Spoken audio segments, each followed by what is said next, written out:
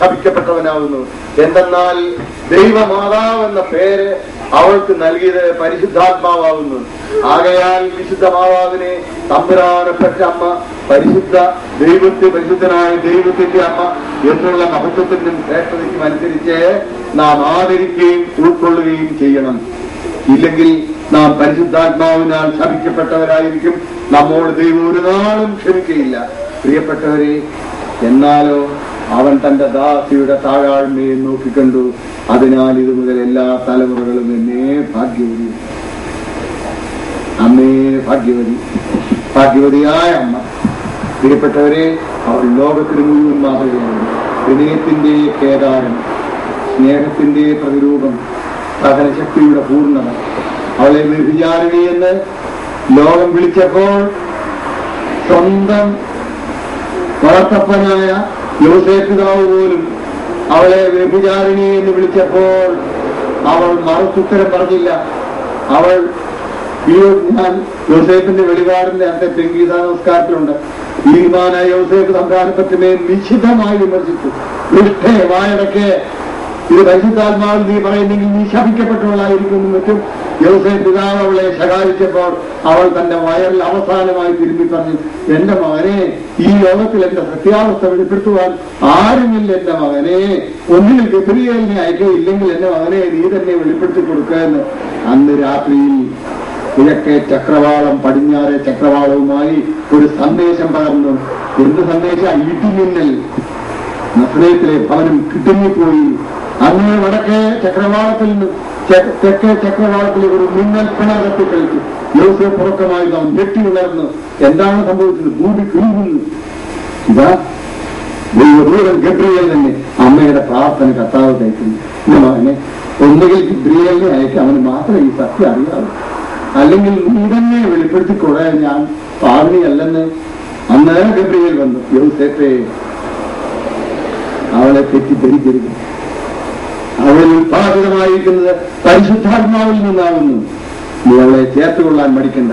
യോസേഫ് രാത്രിയിൽ തന്നെ എഴുന്നേറ്റ് അമ്മയുടെ അടുക്കിലേക്ക് സാവധാനം ചെന്നപ്പോൾ അമ്മയുടെ കണ്ണിൽ ഒരു തുള്ളി കണ്ണുനീര് വറ്റാതെ നിൽക്കുന്നു. അതാണ് മാതാവിന്റെ ഒരു പടത്തിനകത്ത് വീപ്പിംഗ് മേറി എന്ന് പറഞ്ഞ് ഒരു പടത്തിനകത്ത് ഒരു തുള്ളി കണ്ണീര് വറ്റാതെ നിൽക്കുന്ന ഒരു പടമുണ്ട്. ആ കണ്ണുനീര് കണ്ടപ്പോഴത്തേക്ക് ആ 90-കാരൻ വൃദ്ധന് ചങ്ങ് കലങ്ങിപ്പോയി. സത്യം ഗ്രഹിക്കണമെന്ന് പറഞ്ഞ് പ്രാർത്ഥനയാണ് നമ്മൾ സാധാരണ. ആകാശവും ഭൂമിയും ഒതുങ്ങാത്തവനും തന്റെ ഉദരത്തിൽ ഉൾക്കൊണ്ട ഭാഗ്യവതിയായ എന്റെ അമ്മ എന്നാണ് 90-കാരൻ വിളിച്ചത്. ആകാശവും ഭൂമിയും ഒതുങ്ങാത്തവനെ തന്റെ ഉദരത്തിൽ ഉൾക്കൊണ്ട ഭാഗ്യവതിയായ എന്റെ അമ്മയെ എന്ന് 90-കാരൻ വിളിച്ചു. ആകാശത്തിന്റെ അനന്തതയിൽ തന്റെ സിംഹാസനം ഒരുക്കപ്പെട്ടിരിക്കെ പാവപ്പെട്ട കന്യയുടെ ഗർഭപാത്രത്തിൽ വന്ന് വസിക്കാൻ തിരുവിട്ടപ്പെട്ട എന്റെ ദൈവമേ, എന്നോട് ക്ഷമിച്ചു പോകണമേ എന്നുള്ള യോസേഫിന്റെ പ്രാർത്ഥനയും കണ്ണുനീരും അമ്മയുടെ കാലിൽ പതിച്ചപ്പോൾ അമ്മ കണ്ണു തുറന്നു. തന്റെ നീതിമാനായ യോസേഫ്, 13-കാരിയായ നമ്മുടെ അമ്മ 90-കാരനായ യോസേഫിനെ കണ്ടപ്പോൾ അവൾ ആലിംഗനം ചെയ്ത് എന്റെ അപ്പ, എന്റെ പിതാവേ എന്ന് വിളിച്ചപ്പോൾ ഭാഗ്യവതിയായ എന്റെ മാതാവ്, എന്റെ ദൈവത്തിന്റെ അമ്മേ, നീ എന്നെ ശപിക്കല്ലേ എന്നാണ് യോസേഫ് പറഞ്ഞത്. പ്രിയപ്പെട്ടവരെ, ആ അമ്മയുടെ പെരുന്നാളാണ് നാം ഇവിടെ നടത്തുന്നത്. അമ്മ ഇപ്പൊ ഇവിടെ വന്നിരിപ്പുണ്ട്. പിന്നെ ഇവിടുന്ന് എല്ലാവരും കുർബാന കഴിയുമ്പോൾ ഒരാളെ കൂട്ടിക്കൊണ്ട് പോകണം വീട്ടിലേക്ക്.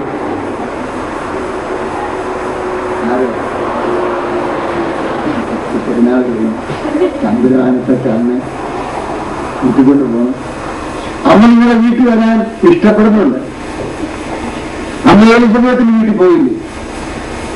ഏത് സമയത്ത് വിളിച്ചിട്ടാണ്? ഏലിസബത്തിന്റെ ഭവനം അമ്മയെ കൊണ്ട് താമസിപ്പിക്കാൻ ഏറ്റവും യോഗ്യതയുള്ളതെന്ന് ദൈവത്തിന് തോന്നിയതിനാൽ, അമ്മയ്ക്ക് തോന്നിയതിനാൽ അമ്മ അവളുടെ വീട്ടിലേക്ക് ചെന്നിട്ട് അവൾ പറഞ്ഞു, ഏലിസബത്തെ നിനക്ക് സമാധാനം.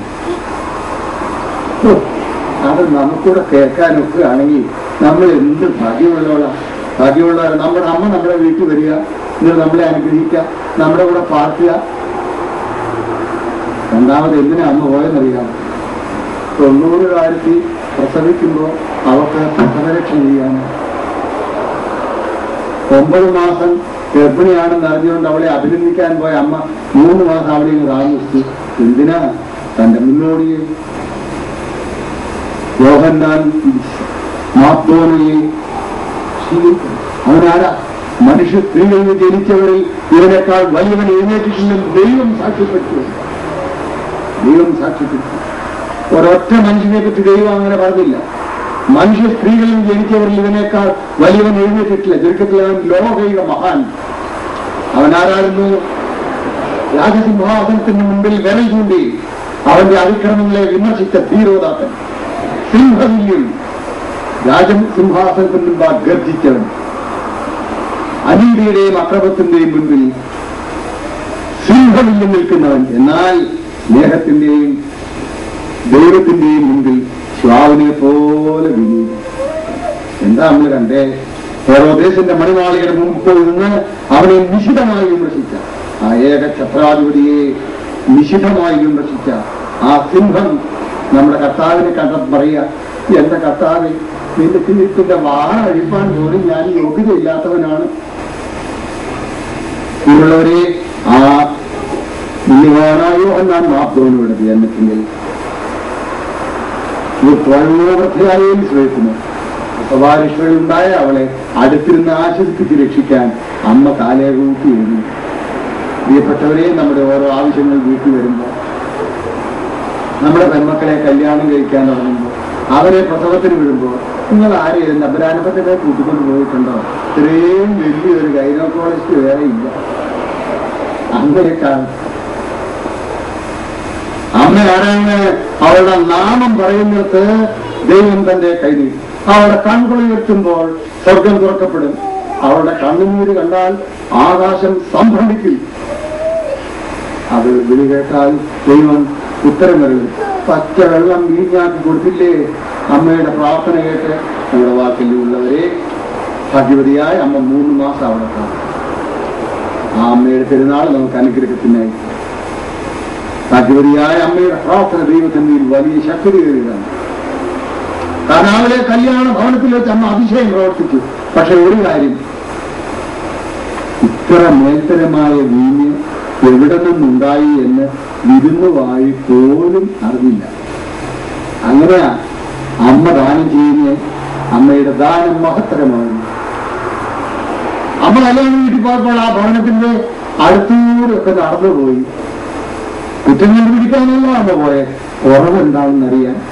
എന്നിട്ട് അതിനെ ശാന്തമായി പരിഹരിക്കാൻ അമ്മ കല്യാണ വീട്ടിൽ പോയി. ആ ഭവനത്തിന്റെ അതിൽ കൂടെ കൊച്ചന്ന് ശാന്തമായി നടന്നു. അമ്മ കണ്ടുപിടിച്ചു അവർക്ക് വീണില്ല. നമ്മുടെ കർത്താവിന് പണവും പ്രതാപമൊന്നുമില്ലെന്ന് അമ്മയ്ക്ക് അറിയാവില്ല. എങ്കിലും അവൻ സർവശക്തനായ ദൈവമാകുന്നു അമ്മയ്ക്ക് ബോധമുണ്ട്. കാരണം അവനെ ഉൾക്കൊണ്ട അവസരത്തിൽ സ്വർഗം അവളോട് സന്ദേശിച്ച കാര്യം അറിഞ്ഞില്ല. അത്യുന്നതന്റെ ശക്തി മുന്നിൽ ആവശ്യിക്കും. നിന്നിൽ ജനിക്കുന്നവൻ ദൈവപുത്രനാകുന്നു. അവൻ ആകാശവും ഭൂമിയും സൃഷ്ടിച്ചവനാണ്. ആ വചനത്താൽ സകലതും സ്ഥിരമാക്കപ്പെടുകയും സ്ഥിരീകരിക്കപ്പെടുകയും ചെയ്തതിനാൽ അവന്റെ അമ്മയാണ് തമ്പുരാനത്തെ അമ്മ. അമ്മ എന്ത് ചെയ്തു? അവർക്ക് വീഞ്ഞില്ല എന്നറിഞ്ഞപ്പോ രഹസ്യമായി തന്റെ മകന്റെ അടുക്കിച്ചു. കുത്തിവെച്ചുകൊണ്ടല്ല, ഒച്ച വെച്ചുകൊണ്ടല്ല, രഹസ്യമായി ചെന്നിട്ട് പറഞ്ഞു, മോനെ, ഇവർക്ക് വീഞ്ഞ. നമ്മളത് ഭാഗം വായിക്കുമ്പോൾ ഒരു കാര്യം ചിന്തിച്ചിട്ടുണ്ടോ? സർവശക്തനായ ദൈവത്തിന്റെ മുമ്പിൽ ചെന്നിട്ട് ആ ദൈവത്തെ